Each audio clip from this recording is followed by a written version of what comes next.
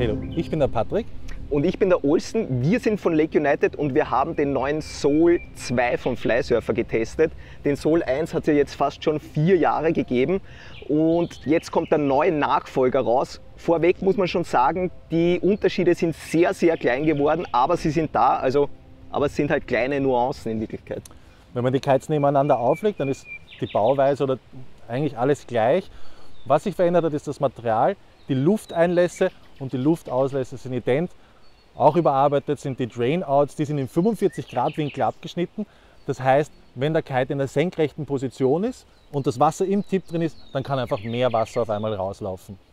Beim Tuch sieht man einen Unterschied, und zwar haben sie jetzt das XT Leittuch, und wenn man da ganz genau schaut, diese Ripstop-Fäden, da sind immer 2 und 1, wechseln sich immer ab, und dadurch habe ich auch diese Kastel sind enger zusammen und dadurch wird die Kappe an sich viel steifer. Also man spürt das schon in der Luft, das Ganze ist härter, verwindungssteifer. Vom Gewicht sind sie fast gleich geblieben. Wir haben beide abgewogen, der neue ist sogar um 13 Gramm leichter geworden. Beim Innenleben, da sind jetzt deutlich mehr Verbindungen von Zelle zu Zelle, das heißt, sie haben mehr Löcher gemacht, dadurch kann die Luft besser durch und der Kite füllt sich schneller. Was ist der Vorteil? Man sieht das beim Starten. Wenn ich den Kite hochstarte, kann ich auch in schwierigen Bedingungen, wenn ich wenig Platz habe oder so, fühlt sich der schneller und ich habe den Kite schneller unter Kontrolle. Das mit den Löchern im Innenleben vom Kite, das spürt man natürlich auch, wenn man den Kite zusammenpackt. Das heißt, beim Zusammenrollen geht die Luft einfach auch viel schneller raus. Das heißt, es ist einfacher und dann ist schneller beim Zusammenpacken. Das ist, was man noch richtig merkt, oder? Ja.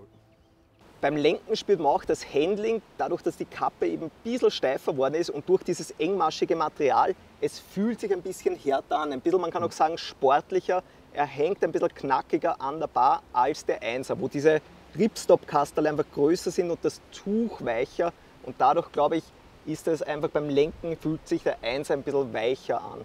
Wenn man ganz genau schaut, die Bridles sind beim 2er auch ein bisschen dünner, also wirklich nur ein paar Prozent dünner als beim 1er, und man merkt das bei der Fluggeschwindigkeit. Wir haben beide Kites probiert, gleichzeitig durch die Pause und starten, und der Soul 2 war immer ein bisschen schneller als der Soul 1.